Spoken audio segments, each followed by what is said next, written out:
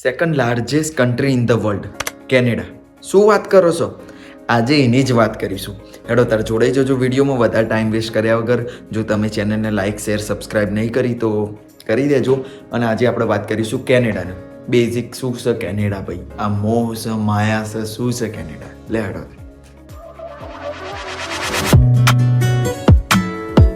Don't play with it, don't be dishonest. Ay, still not understanding.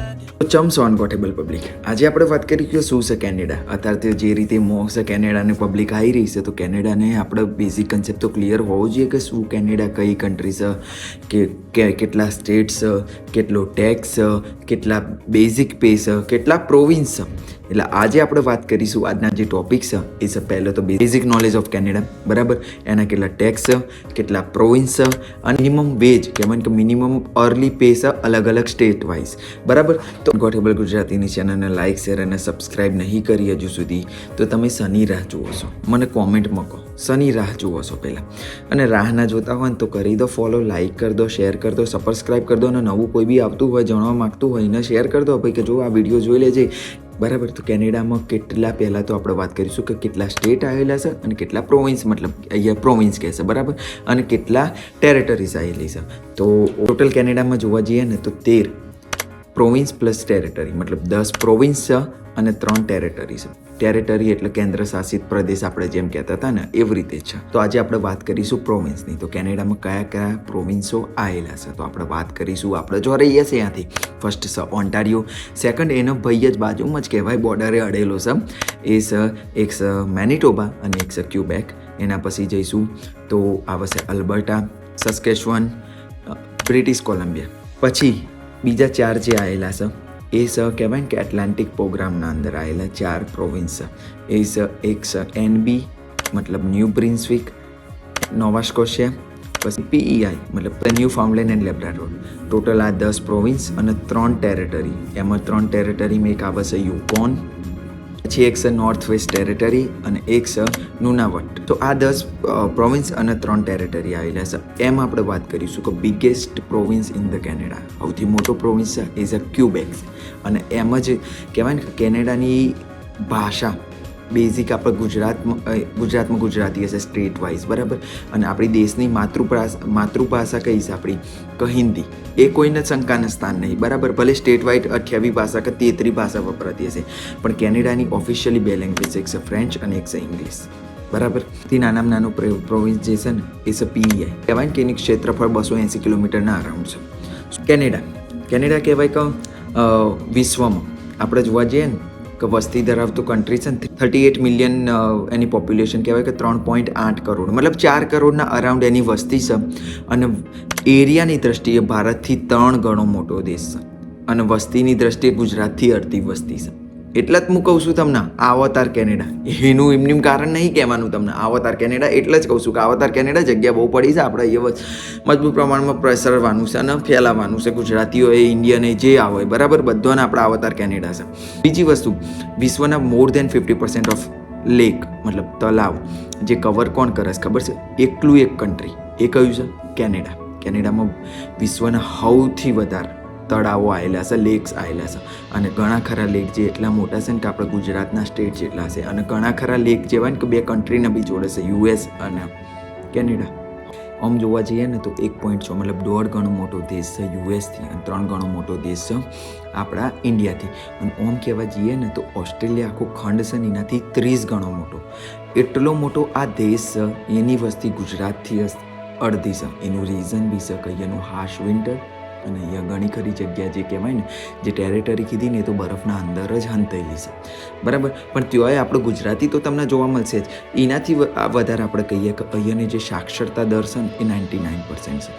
તમને કહીએ અહીંયાના 2 beautiful જે પ્રોવિન્સ જે કેનેડામાં મસ્ટ વિઝિટ પ્લેસ કહેવાય ને, એક છે ક્યુબેક. એ તમે જોઈ લેજો. જો તમે કેનેડા આવો છો અને ક્યુબેક અને મોન્ટ્રીયલ નહીં ફરતા તો તમારું કેનેડા આવેલું કહેવાય ને ઇનકમ્પ્લીટ છે. અને સેકન્ડ છે નોવા સ્કોશિયા. એ બહુ જ બ્યુટીફુલ પ્રોવિન્સ છે.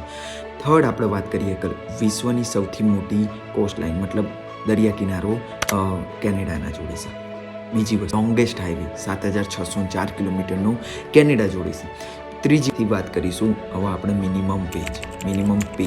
પર અવર્સ કેનેડામાં મિનિમમ પે આપણે જેવું નથી હરેક સ્ટેટ આપણે જેમ ઇન્ડિયામાં છે મેટ્રો સિટીનો પે મિનિમમ વેજ અલગ હોય અને નોર્મલ રૂરલ એરિયાનો અલગ હોય, ડેવલપ થતી સિટી અને અંડર ડેવલપમેન્ટનો ફરક હોય. સેમ કહેવાય ને કે હરેક જગ્યાએ લાગુ પડતો હોય. તો અલગ અલગ પ્રોવિન્સના અલગ અલગ ટેક્સ છે અને અલગ અલગ અર્લી પે છે. અવરલી, હવરલી જે આપણે કહે કલાકના પે કેટલા છે, બસ આપણે વાત કરીશું. આપણે ચાલુ કરીશું ને હરેક વસ્તુ એ ઓન્ટારિયોથી જ કરીશું. અર્લી પે છે $16.55 મતલબ $16.55 પર અવર્સ એ મિનિમમ પે છે. એ રીતે જ આપણા બાજુમાં પડોશી આવેલા ક્યુબેકનો પે છે મિનિમમ $15.25 પર અવર, બરાબર. અને એના આપણે બીજી જ બાજુમાં આવેલા આપણા ભાઈ મેનિટોબાનું છે $15.30 એ મિનિમમ પે છે. અને એના બાજુમાં આવેલા આપણે સાસ્કેચુઅનમાં $14 આપી રહ્યા છે. એના બાજુમાં આવેલા આલ્બર્ટામાં $15 કલાકના આપી રહ્યા છે. અને એના બાજુમાં આવેલા બ્રિટિશ કોલંબિયામાં પે $16.75 છે પર અવર. આ જે પે કરી રહ્યો છે પર અવરનું છે. સો એના આપણે વાત કરીશું બીજા એટલાન્ટિક પ્રોગ્રામના અંદર આવેલા 4 સ્ટેટ 4 પ્રોવિન્સ એનો પે કેટલો છે. પ્રિન્સ એડવર્ડ આઇલેન્ડનો પગાર કહો કે અવરલી પે છે મિનિમમ છે $15, બરાબર. નોવા સ્કોશિયાનો છે $15. ન્યૂ ફાઉન્ડલેન્ડ એન્ડ લેબ્રાડોરનો પે છે $15, બટ ન્યૂ બ્રિન્સવિકનો પે છે $14.75 પર અવર. અને એના હંગાત આપણે વાત કરીશું 3 ટેરેટરી જે કેન્દ્ર શાસિત પ્રદેશ આપણે કહેતા હતા એરિયા. એ કહેવાય ને કે એ રહેવું કાઢું છે પણ એનો પગાર ઊંચો છે. સૌથી વધારે કેનેડામાં પે કરતો કહેવાય ને ટેરેટરી અથવા પ્રોવિન્સ અથવા જે કહેવાય ને જગ્યા એ છે યુકોન.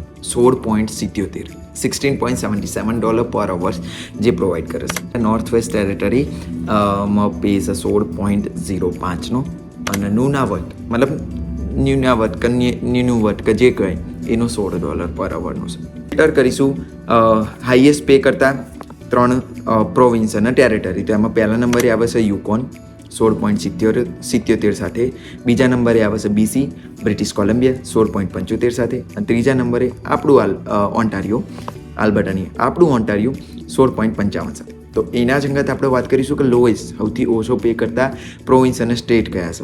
એક આવશે સાસ્કેચુઅન $14 પર અવર્સ, એના પછી આવશે ન્યૂ બ્રિન્સવિક $14.75 પર અવર્સ. અને તો આજે મેક્સિમમ અને મિનિમમ પે કરતા પ્રોવિન્સો આપણે જણાય. તો આવા પ્રોવિન્સથી આપણે આગળ વધીશું ટેક્સ જે કાપા ફાડી નાખે છે કેનેડામાં.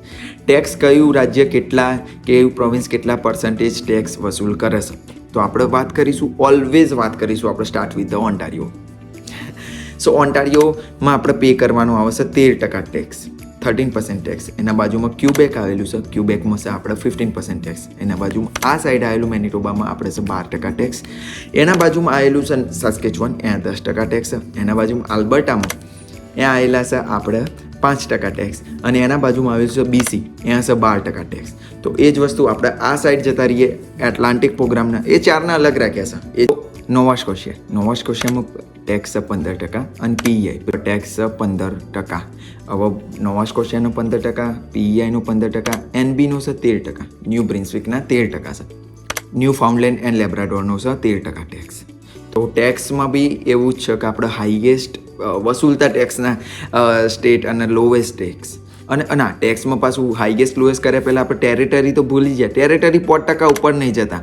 યુકોન ગયેલો, ન્યુનાવટ ગયેલો અથવા નોર્થ વેસ્ટ ટેરેટરી ગયેલો એ બધા વસૂલે છે 5%. તો હાઈએસ્ટ વસૂલતા ટેક્સના પ્રોવિન્સમાં આવશે આપણે પહેલાં ક્યુબેક 15% સાથે, નોવા સ્કોશિયા 15% સાથે અને PEI 15% સાથે ટોપ કરી રહ્યા છે. તો એ જ જગ્યાએ બોટમમાં કયા છે 4? તો પહેલી 3 ટેરેટરી પ્લસ આલ્બર્ટા. આલ્બર્ટામાં 5% ટેક્સ છે, પરચેસિંગ ટેક્સ.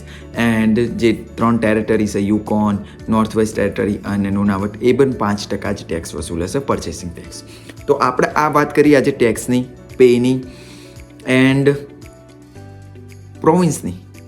સો હા, બીજી વસ્તુ કે પેલા જે એટલાન્ટિક પ્રોગ્રામના છે હું એ લોકોને સાઈડમાં ગણું છું કારણ એ એકબીજાના કનેક્ટેડ છે, નજદીકમાં છે. અને બીજી વસ્તુ ત્યાં PR much better much easier છે ઓન્ટારિયો કરતાં. એનો બી એક આપણો એટલાન્ટિક પ્રોગ્રામને રિલેટેડ વિડીયો આવશે, તમને એ બી કહેવાનું રહેશે કે આ ઇન્ફોર્મેટિક્સ વિડીયો હું જે બનાવું છું એમાં તમને કેવું લાગે છે તમારો ફીડબેક મને કોમેન્ટમાં જણાવજો, જેથી મને ખ્યાલ આવે કે મને અપડેટ કરવાનું, મારે શું અપગ્રેડ કર્યા જેવું છે મારી વિડીયોઝમાં એ બી જણાવી શકું. અને તમને જે નોલેજ જોઈતું હોય એ બી નાખી દેજો કે ભાઈ તું આનો વિડીયો બને. બે જ છે અનગોટેબલ અત્યારે, સો તમને જણાવીશું. હવે તો આ વિડીયો તમને કેવો લાગે છે તો તમે જણાવજો કોમેન્ટમાં. લાઇક, શેર, સબસ્ક્રાઈબ કરી દેજો ચેનલને. અને વધુને વધુ આવા કોન્ટેક્ટ ઇન્ફોર્મેટિક્સ વિડીયો અનગોટેબલ ગુજરાતીની યુટ્યુબની ચેનલ ઉપર આવતા રહેશે.